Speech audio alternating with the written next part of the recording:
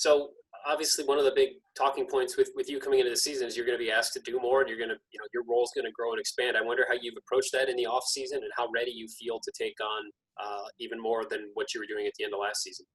Yeah. Yeah, man, it's exciting stuff. It's it feels right. I've talked to the coaches a lot, and we're on the same page with everything, and I think my mental has changed a little bit. 20 years old now, so it's in junior year. It got here really quickly. It feels like I was just a freshman, and a reality kind of hit basically this year, next year, and that's it. Mentally I'm prepared and I'm ready to take on this challenge and be who the coaches want me to be and do what I have to do to help the team win. So. Can you expand a little bit more on that mental part? You said you feel that that's been a big change for you. In what ways do you feel that being different? How do you think that's going to help you on the court? Yeah, man. Ever since we stopped playing in March, we had a long time to just hang out and do whatever. So, for me, I was in the gym, but I had a lot of time to self-reflect and grow up a little bit and just understand some of the things that my freshman and sophomore year I felt I could have done better, and it was really, really good for me, important for me. I talked to my parents a lot. Just had a lot of deep conversations about my life, who I am as a person. And I grew up a lot, and you got to be mature to be the guy that takes the tough shots at the end of the game. You got to be mature to be the leader on the team, mentally and physically. You got to be ready for all the challenges, all the different defenses they throw at you. So all those kind of things kind of are set in stone into my brain now, and I'm just super excited for this year and taking it with a very serious approach. Thanks. Hey, Steve. Yep. Dwayne, I'll ask you about the two freshmen, Eugene Brown and Zed Key, just kind of how they've assimilated to your group. And seems like Eugene may be a guy that could help out maybe at the 2 or the 3, perhaps. Just what are your thoughts maybe about his development, his availability, and those two guys together, I guess? Yeah. Gene and Zed are two really great guys. For me, I like, I don't want them to go through anything that I went through. So I've been talking to them, just helping explain, what we're going through in practices or team skills or individual workouts, like workouts with Coach Q, like how hard it's going to actually be and how different it is. This is the first year for all of us that everything's like this. So, we're all kind of in this phase where we're learning as we go. But what I've been through in college so far, I just try to preach to them that, if they have any questions, I'm here for them. They're learning very quickly. Their bodies are changing rapidly every day. They're working their tails off in the gym, in the weight room, recovering, stuff like that. And they're doing really, really well.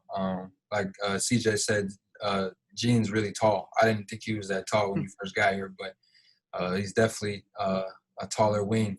That'll be very good for our team. And Zed, very solid, bigger dude, man. He's way more athletic than I thought as well. So that'll be helpful as well. Has good timing on rebounding and blocking shots as well. So those two will be very good for us this year. You guys had to go home for about 3.5 months. You didn't get back till late June, I don't think. What'd you do in that 3.5 months to kind of push yourself? I know gym availability was kind of down for a lot of people too. Just what did you do to improve as a player during that 3.5 months? And it all had to be individually driven. Yeah.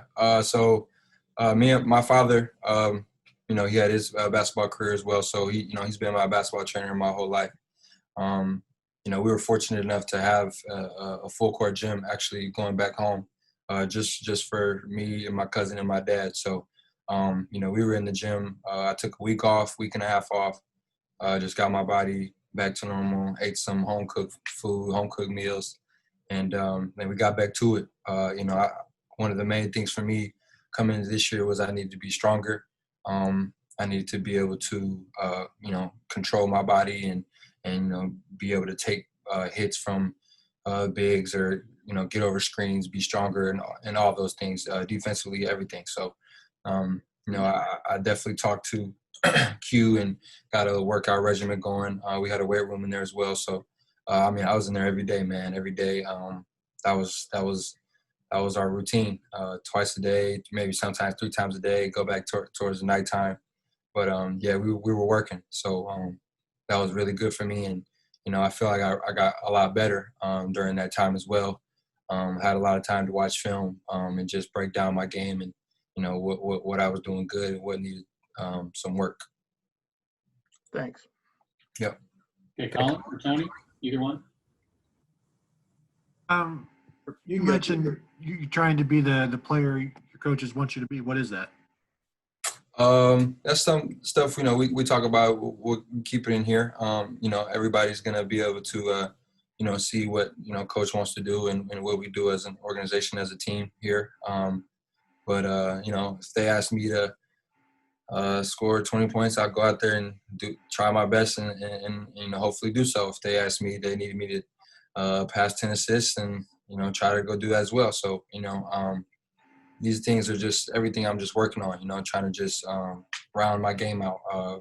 My freshman and sophomore year, I was just kind of,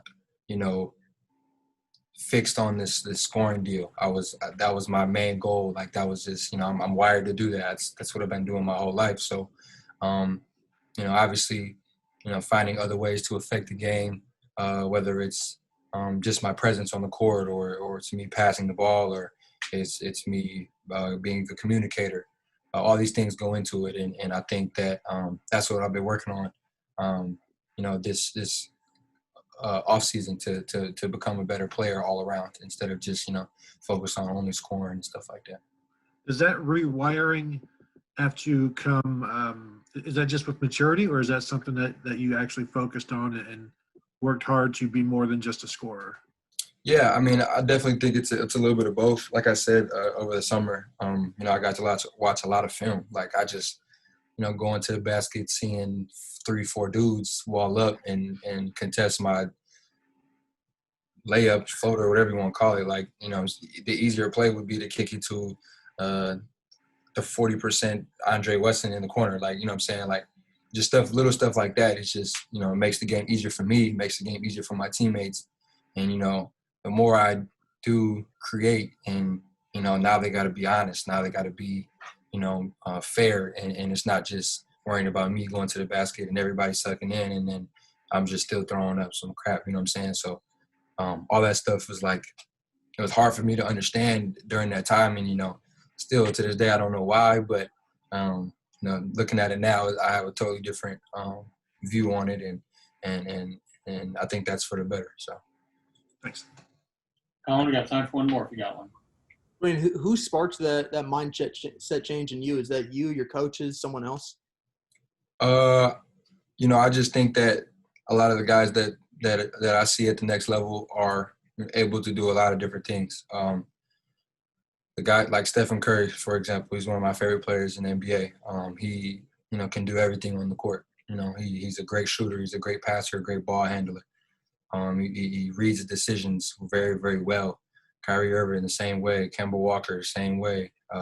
Bradley Beal, all these guys, they do more than just score the ball. They have all around games that are very, very solid and they can do everything. So for me, it's never been the fact that I can't do everything. It's just mentally I gotta understand that this decision is better than that decision.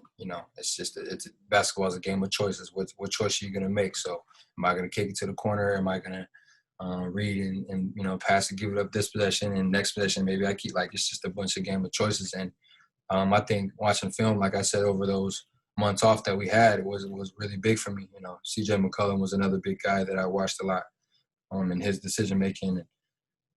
Making the right choices, the right reads off ball screens and fast breaks. And, obviously if you have the ball in your hands, like you can shoot it whenever you want. So picking and choosing to make the right decisions has been something that I've definitely been thinking about and enforcing in my brain. So.